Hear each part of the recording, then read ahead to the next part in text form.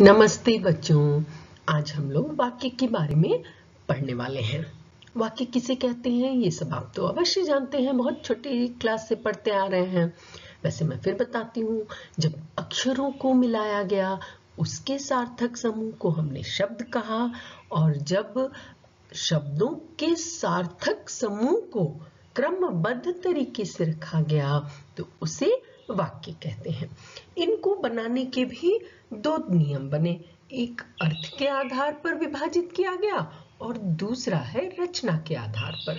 इसको विस्तार पूर्वक हम आगे पढ़ते हैं। वाक्य की जो ये भेद किए गए ना बच्चों, ये अर्थ के आधार पर वाक्य कैसा अर्थ देता है उसी के अनुकूल उनको विभाजित किया गया। 8 तरीके का हमें उस समय मिला कि हाँ, हमने प्रश्न बनाया तो प्रश्न किसी से प्रश्न करते हैं तो वो वाक्य प्रश्नवाचक, इच्छा है, संकेत है, आज्ञा है। जिस प्रकार के वाक्य वैसे उनको विभाजित करके रखा गया। 8 तरह का हमें मिला था और इसीलिए इन्हें बना दिया गया अर्थ के आधार पर वाक्य के भेद। और दूसरे प्रकार है रचना के आधार पर वाक्य के भेद। रचना मतलब बनावट वाक्य की बनावट के जो नियम बने, उन नियम के आधार पर वाक्य को केवल 3 ही भाग में विभाजित किया गया। इसके बारे में विस्तार से मैं अपने अगले वीडियो में आपको बताऊंगी। अभी हम लोग अर्थ के आधार पर पढ़ेंगे और इसमें मैं क्या आईसीएसई के लिए या सीबीएसई के लिए महत्वपूर्ण है कौन सा, वो भी बताऊंगी आप लोगों को। तो ध्यान से। तो बच्चों, यहाँ विधानवाचक वाक्य हम पढ़ने जा रहे हैं। क्या होता है विधानवाचक वाक्य? ये तो यहाँ परिभाषा है, आप पढ़ सकते हैं, लेकिन एक बार बता देती हूँ कि जो वाक्य हमें सामान्य रूप से होने का आभास कराएं, जिस वाक्य को पढ़कर ऐसा लगे कि क्रिया सामान्यता होती है, सूरज उगता है, वह सो गया, परिश्रम का फल मीठा होता है, आज हम सब घूमने जाएंगे। आप ध्यान दीजिए, ऐसे वाक्य सूचना भी देते हैं, सूचना का ज्ञान हो हमें, है ना। कोई कथन है, ऐसा लगे किसी की कही बात है, वो सारे विधानवाचक वाक्य में आ जाते हैं, है ना। सूचना हो, सामान्यतः ये क्रिया सामान्य रूप से होती है, किसी भी काल में हो सकते हैं, है ना। ध्यान दीजिए, मैंने यहाँ भविष्य काल में भी लिखा है और भूतकाल में भी लिखा है और वर्तमान में भी लिखा है, ये किसी काल में हो सकती है।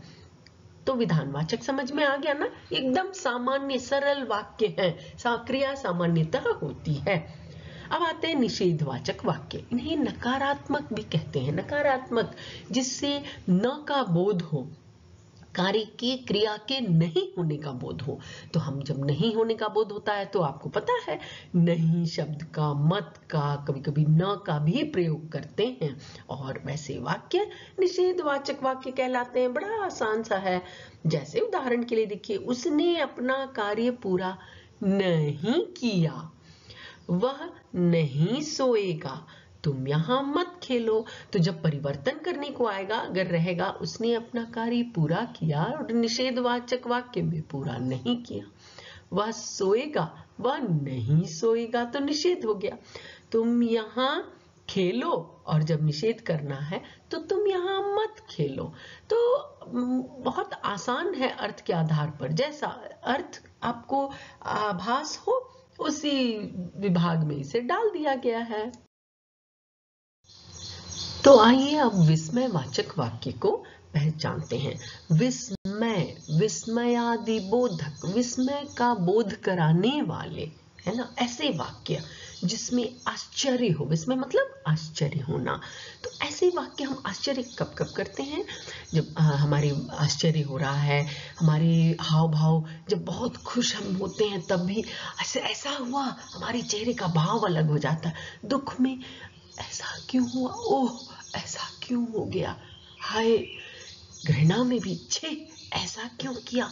इस तरह का बोध कराने वाले जितने वाक्य होते हैं वो विस्मयवाचक, विस्मयादि बोधक वाक्य कहलाते हैं।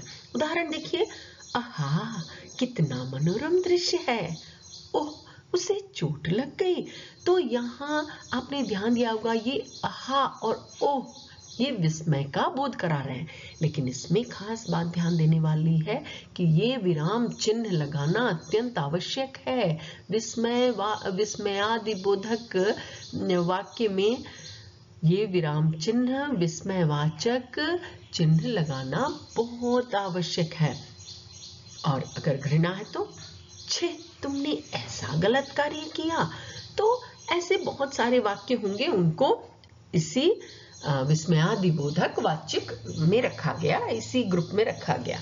अब आगे हम बढ़ते हैं संदेहवाचक। ये तो बहुत आसान से अपने नाम के अनुकूल, जहां आपको वाक्य में लगे कि हम किसी पे संदेह कर रहे हैं, वैसी संभावना है, वैसे वाक्य संदेहवाचक वाक्य कहलाए।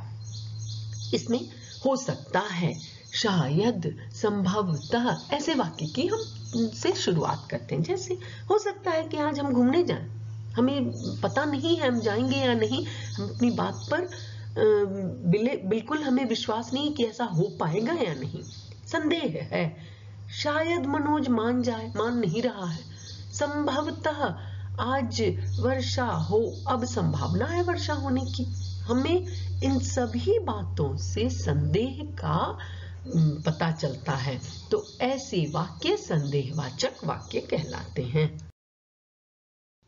अब बारी है आज्ञावाचक वाक्य और संकेतवाचक वाक्य की। आज्ञा भी नाम के अनुकूल अर्थ के आधार पे है ना, तो नाम ही अर्थ बता देता है आप लोगों को कि आज्ञा। लेकिन यहाँ आज्ञा मतलब हम केवल आदेश को समझते हैं। बच्चों, आदेश मिलना और आदेश देना दोनों ही, इसमें आज्ञा, निर्देश, अनुमति भी है ना, ये सभी आज्ञावाचक वाक्य के अंतर्गत आते हैं। उदाहरण के लिए, जाओ जाकर दूध पी लो, आज्ञा दिया जा रहा है। फिर अगले वाक्य में देखिए अनुमति है, आप अंदर आ सकते हैं। तो अनुमति वाले भी वाक्य आज्ञावाचक कहलाते हैं। अनुमति हो, आज्ञा, निर्देश तो पर्यायवाची हो गए। आज्ञा है, निर्देश है, आदेश है, ये सभी पर्यायवाची शब्द हो गए। तो ये सारे जिन वाक्यों को पढ़कर आपको लगे कि आज्ञा दिया जा रहा है या अनुमति जा रही है, वो सारे आज्ञावाचक वाक्य में आएंगे। अगला है संकेतवाचक वाक्य। अभी हमने पढ़ा था, सुनने में एक जैसा लग रहा है, संदेह और संकेत में अंतर है। संदेह करना और संकेत देना, किसी की तरफ इशारा है। वाक्य में जब हम संकेत देते हैं तो ऐसे वाक्य या शर्त का भी बोध हो, है ना, और एक क्रिया दूसरी क्रिया पर निर्भर होती है। यहाँ ये बात ध्यान देने वाली है। मैंने 3 बातें कही, संकेत है, इशारा है, शर्त का बोध है, और एक क्रिया दूसरी क्रिया पर निर्भर है। कैसे, देखिए, जैसे यदि पढ़ाई की होती तो अच्छे अंक अवश्य आते। अब यहाँ पर संकेत है कि पढ़ाई नहीं की, उसी का ये परिणाम है। पहले वाक्य ने ये संकेत दे दिया, ये इशारा दे दिया, और इसकी क्रिया अपूर्ण है जब तक कि आगे के वाक्य में नहीं आता है। वो निर्भर कर रहा है, अधूरा सा लगता है। ये अक्सर हम मिश्र वाक्य ही हो गए हैं, है ना, सारे मिश्र वाक्य ही होते हैं इसमें। अगला, यदि वर्षा होगी तो फसल भी अच्छे होंगे। अब यहाँ वर्षा होगी संकेत है, इशारा है, तभी फसल अच्छे होंगे। अगर नियमित अभ्यास करोगे तो क्या, प्रश्न है ना, तो क्या नियम, क्या संकेत, किसकी तरफ इशारा है, तो सफलता तुम्हारे कदम चूमेगी। तो ये संकेत, ये जो इशारा है, यही संकेतवाचक वाक्य, ऐसे वाक्य संकेतवाचक वाक्य कहलाए बच्चों। तो हमने 6 भेद पढ़ लिए। अब बारी है 7वें और 8वें की। 7वां है इच्छावाचक और 8वां है प्रश्नवाचक वाक्य। तो बच्चों ध्यान देने वाली बात है, इच्छा भी आपको शब्द पता है कि क्या है। इच्छा, किसे इच्छा कहते हैं, हमारी इच्छा का, आशीर्वाद का, कामना, ये तीनों वाक्य से अगर प्रकट हो तो वो इच्छावाचक वाक्य कहलाते हैं। जैसे उदाहरण के लिए, ईश्वर तुम्हें लंबी आयु दे, ये मेरी कामना है, आशीर्वाद है ना। इच्छा है तुम सबको परीक्षा में अच्छे अंक आए, है ना। तो ऐसे वाक्य जो हमारी इच्छा को आशीर्वाद वाले वाक्य हैं, कामना मेरी है, हमारी है, वैसे अर्थ बोध कराते हैं, वो क्या कहलाए? इच्छावाचक वाक्य। कितना आसान है ना, अर्थ के अनुकूल इन्हें बांटा गया है, बिल्कुल दिमाग नहीं लगाना है। शब्दों के अर्थ मालूम है तो वाक्य अपने आप समझ जाएंगे। इसकी बात है प्रश्नवाचक वाक्य। ये तो बड़ा आसान है। प्रश्न, जहां प्रश्न वाले जितने वाक्य हैं, जहां क्या, कब, कौन, कैसे प्रश्न लगा करके हम प्रश्न बनाए वाक्य में, वो सारे हो गए प्रश्नवाचक वाक्य। जैसे देखिए, क्या तुम खेलने जा रहे हो? तुम्हें कैसे चोट लगी? दरवाजे पे कौन आया है? तो इस तरह के जितने वाक्य हैं, ये सारे प्रश्नवाचक वाक्य कहलाते हैं। बच्चों, अगर हम ध्यान दें तो इनमें से परिवर्तन करने के लिए जो अक्सर बोर्ड एग्जाम में पूछे जाते हैं, उनमें निषेधवाचक वाक्य, प्रश्नवाचक वाक्य, है ना, इनका प्रयोग अक्सर किया जाता है। कभी कभी आज्ञावाचक भी उनका भी प्रयोग होता है और संकेतवाचक भी होता है। तो ये सब आपके लिए बहुत महत्वपूर्ण है। निषेधवाचक वाक्य को नकारात्मक वाक्य भी कहते हैं। तो मुझे लगता है आपको अब ये स्पष्ट हो गया होगा अर्थ के आधार पर वाक्य के 8 भेद।